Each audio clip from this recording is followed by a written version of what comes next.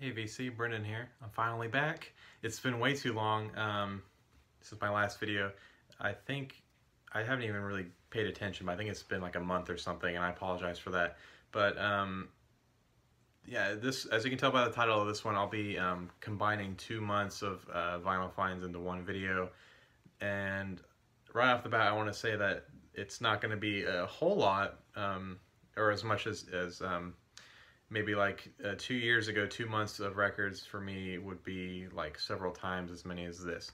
But what can I say? I have a wedding coming, and yeah, it's been a little slower than lately. But I got my tax return just this month, and then a couple other nice things were happening. I sold a couple records. And I got some gifts, which I had already made a video about this, but I want to mention it again. Thanks so much to Smokestack Records. You gave me a t-shirt, a cool Beatles print, which is actually over there, and it's out of my reach, but it's really cool. I showed it in my last video, and he gave me some records too, which I'm going to show here. First one being the only 45 I've gotten in 2 months, sadly, but it's a cool one. It's Freddie King's Christmas Tears, backed with I Hear Jingle Bells. On the this is the Federal label. I had never heard this song before, or really anything by Freddie King, and he left these really nice notes on each record. And his description of this one was a Christmas song that can be played at any time of year, and just a really good like blues rock song, or blues, electric blues song. And he's right, it's really great. I even did a needle drop in my last video of that one. And he also gave me Johnny Cash, Hymns by Johnny Cash, the fabulous Johnny Cash. This is on the 2Y Columbia label, and an original pressing of Johnny Cash, his Hot and Blue guitar. This one's on the Sun label. Super cool, mono. Just a classic record, and I have been looking for that one for a long time. And I had mentioned that in the previous video, and he was thoughtful enough to notice that and send one my way. So thanks again. I'm still kind of hunting for stuff, and really thinking about stuff. Maybe send a nice thank you package his way. Anyway, the other stuff that I got this month, which I'm already, that was already maybe like 20% of the way through it, just with those. But these two are a pre-order of mine. A really great band that I don't think I'd ever really talked about before. I guess what I can say is that the whole emo revival that started like late 2000s into the early 2010s, and is still kind of going a little bit, and someone argued kind of petering out a little bit as bands move on to other things, or new bands kind of become less original. One of the pioneers, I don't know if pioneer is the right word, one of the spearheaders of this emo revival movement is this little band called Algernon Cadwallader, and their records had been out of print for a little while. I remember seeing these. There's a store in Denton, Texas called Mad World Records, and they would keep copies of both of these records in stock. This one's self-titled Algernon Cadwallader, and this one's called Parrot Flies. And this one I remember distinctly because it has like a cool textured thing, like all these different colors were different textures, and it was like a whole tactile cover. It was really neat. And then this one was pretty plain, but they were like, I don't know, 12 to 16 bucks, something like that. Super affordable, brand new records that were just, you know, playing black vinyl. You don't really need anything else with this band. But then all of a sudden they just kind of went out of print, and I had regretted not picking up a copy of that. But they're back in print on a little indie record label called Lauren Records, I think. Yeah, Lauren Records. You can see their logo right there. That's the cat. And put out by Asian Man Records, which is a little more of a punk staple. But I'd mentioned black vinyl before. These have been reissued on cool colors. So the self-titled, I have the variant that's on this clear and pink, like half and half deal, which It's cool. It looks cool, but I think out of the two, I kind of dig this one a little more. The one for Parrot Flies, which is on this really nice translucent orange and green split. I think it kind of fits with the color scheme of the record a little bit better. And I'll see if I can put some needle drops in of a random track off of one of these two records. You'll know it when you see it, or maybe not. We'll see if there's one right now.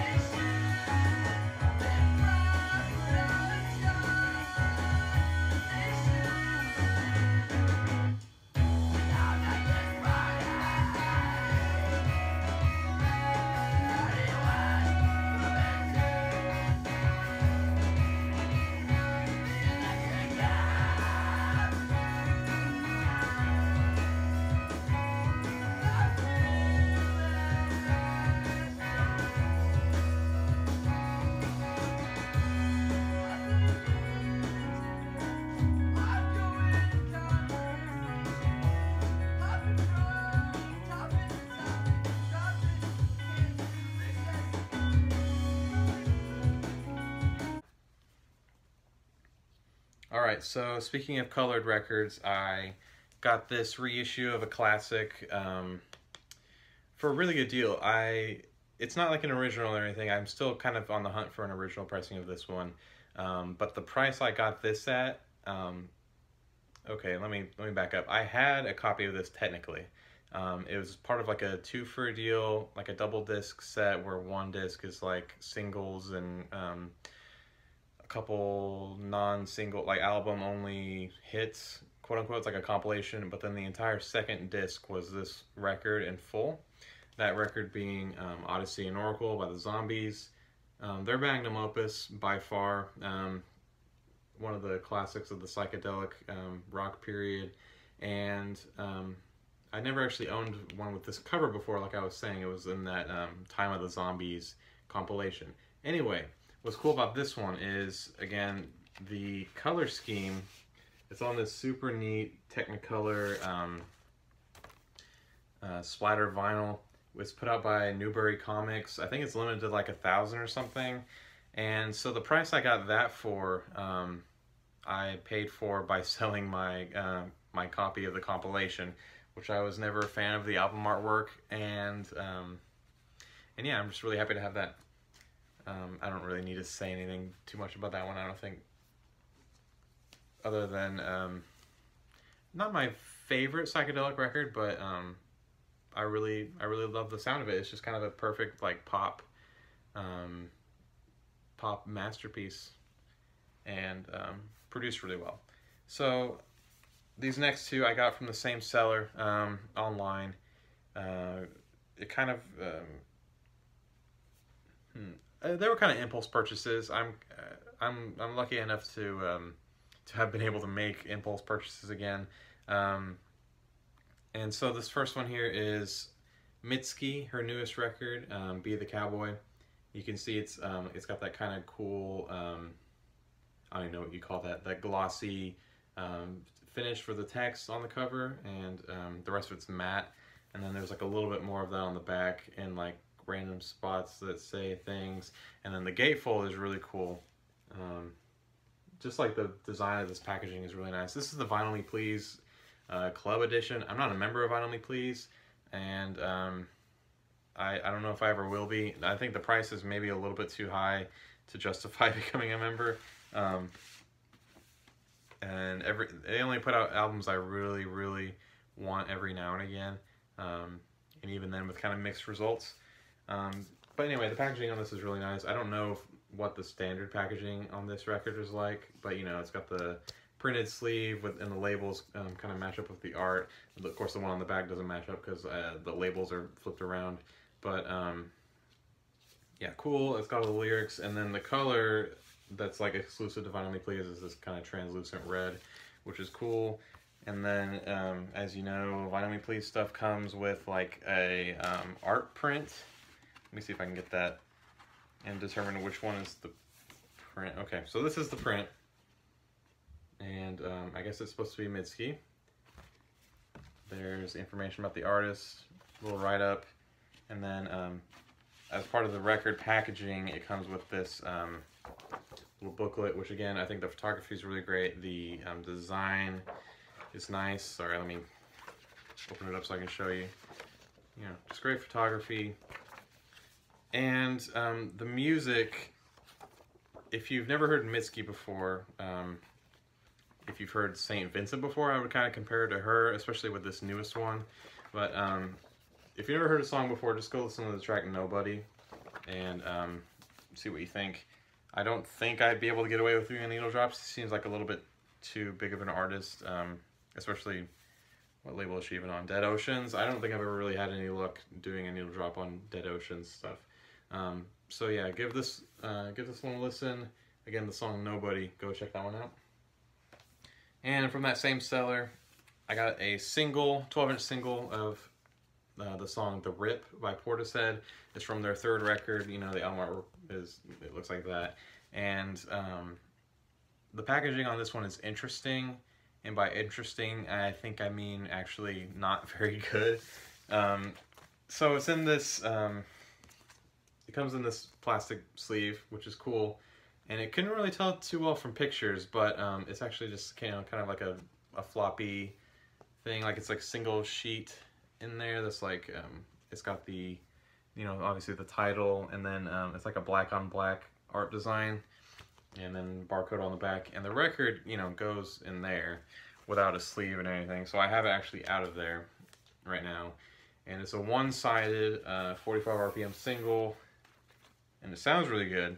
And then it's got this cool etching on the back. You can kind of see that a little bit better for the artwork that's on the sleeve. But the song The Rip is by far my favorite Portishead song. Oh, you can kind of see my new light there, in case you're wondering. It was a gift from my sister, so thanks, Claudia. And anyway, the song The Rip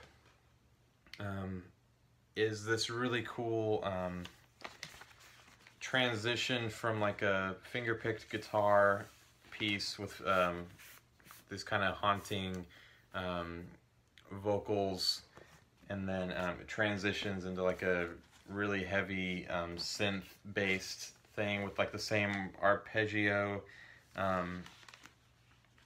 from the guitar part, and the you know the vocals become kind of drony. Sorry, I can't talk anymore. Anyway, really great song. And maybe not exactly like the rest of Portishead's catalog, but anyway, I really like that one. That was a good one. And then I picked up these next two from my local record store, which is Spin Connection. That feels kind of weird to say, my local record store, because I'm used to having a lot more than just one. And it's still sad. It makes me sad every time I think about all the ones I'm missing. But I got these two. Picked this one up brand new. It's I don't even know how to say their name. Parquet Courts. Their album Wide Awake. Cool artwork. Everything I read about them just calls them like indie rock or alternative. I would go so far as to say post-punk, in the way that they kind of remind me of like the 80s, like intellectual, arty, post-punk bands. You know, they have slight influences from like The Cure or New Order, and but also more modern stuff, you know, like your Interpol, or nothing really too heavy like Joy Division, but those, I guess, more leaning towards new wave post-punk style bands. Anyway, this is their newest one. I think it's from just last year. It doesn't say anywhere on here, but it's called Wide Awake. This is the standard version on black vinyl. This one was nice because it actually came with a polyline sleeve. That doesn't happen all the time. And if anyone's interested, I have a download code, so hit me up if you want that. Next, from the same store, like I just said, I got this one used. It's The Night Creeper by Uncle Acid and the Deadbeats. Actually, I don't know if this one is credited as with the Deadbeats. It just says Uncle Acid everywhere on here. But this is actually a first press. I think it might be a first U.S. or I mean UK pressing. I'm not positive, but it's on this, it's a double album, and it's on this translucent kind of purple vinyl. You know, so that's cool. Again, I got it used. There's, I forgot if there was something wrong with it. I just couldn't remember what. And the vinyl isn't perfect. It has like some scuffs on it from, I guess probably the sleeve it was in originally. But it's in the shrink wrap for some reason. I don't know exactly why I haven't taken it off. I think I've mentioned before, I'm not the biggest fan of leaving shrink wrap on records. And I know some of y'all have different opinions on that. But that's just kind of my thing. And, you know, it doesn't really add anything for me anyway. So, shrink wrap might be coming off. And the music on that one, you know, Uncle Acid, sort of stoner, super guitar heavy, obviously guitar focused music, but like the sounds of the guitar is just like, it's crunchy and it's fuzzy and overdriven, and all their albums kind of sound different in my opinion. Like you would think, you know, it's all been done to death, but it's refreshingly kind of unique, at least from other records in their own catalog. And so that's nice, at least. And then the last one I got is actually technically Abby's, my fiance. We both went to Austin, I guess it was almost a month ago now, geez.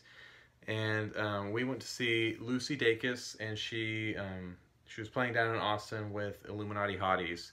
And, or I should say, Illuminati Hotties were opening for Lucy Dacus. But if you don't know Lucy Dacus, I think I showed that Boy Genius EP. They're like a super group featuring her, Phoebe Bridgers, and, oh man, I'm blanking on her name. Anyway, Julian Baker, that's who it is. Anyway, she put on a great show, and we picked up the record, and, you know, supporting the artist. Standard black vinyl. I think there is not any special color available in any way, but it's on black, pretty standard packaging, Matador Records. And about Matador Records, I don't know how I necessarily feel about their pressing quality. I don't know where they get their stuff pressed. It's not always the greatest. You know, even after like obviously, you know, you can complain about a brand new record having like dust on it and everything fresh out of the sleeve. But again, I think just even packaging, springing that little bit extra money for polyline sleeves would go a long way in protecting the records. Because that's the main thing that I have issues with their stuff from, is like, it just gets like scuffed up in the sleeve. And they keep their stuff affordable, which is cool. It's not like they're charging $30 a record and then not putting it in polyline sleeves. You know, this is like $17. I think we got it for like $15 at the show. So the price is right, but I would happily pay $20 if they would include a poly sleeve, you know. And musically, Lucy Dacus, she, you know, singer-songwriter. She has this song that opens her record called Night Shift. It's probably one of my favorite songs from last year, and the rest of the album's good too. It's just more kind of the same, and I'm really looking forward to whatever she's going to do next. And so yeah, there's that. And I mentioned Illuminati Hotties, and I think I showed this last month or whenever I showed this record, but this is the other band that was at the show. This is their record that I had already had, and I'm not going to pull it out. I'm just going to kind of say about the show. It was a really good time. Illuminati Hotties were just like a really fun, energetic band. Lucy Dacus really brought the her A game. You know, it was a good performance. It was freezing. It was, well, not literally freezing, and you're going to laugh at me for saying this, but, you know, Texas, 45 degrees Fahrenheit is pretty cold, and it was raining. Luckily, it was an outdoor venue, but luckily they set up like a huge tent or like awning, whatever you call that, over the whole crowd area. So that was nice. And oh, the other thing was the show started like really late. I feel like such an old man talking about, you know, the show started at like 11 o'clock p.m. And yeah, it's just a long day. We had worked all week, and I don't know what I'm trying to say. Shows should start earlier. Shows, I want to be home by 11 p.m., you know, and maybe, you know, night shift Brendan from like a year ago would be fine with the 11 p.m. start time, but, you know, not anymore. I go to bed at like 11 o'clock now.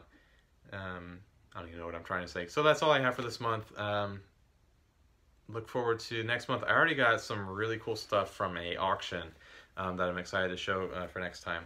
And as far as other videos, I have been watching a lot more than I had previously, trying to catch up a lot. Sorry if I have not been leaving comments. I'm watching at work, just on like a, you know, you can do like a watch later playlist on YouTube. I just kind of watch with that, and so it kind of moves on to the next video a lot of the times before I'm ready to leave a comment. Anyway, that's my excuse. I have never been great about leaving comments.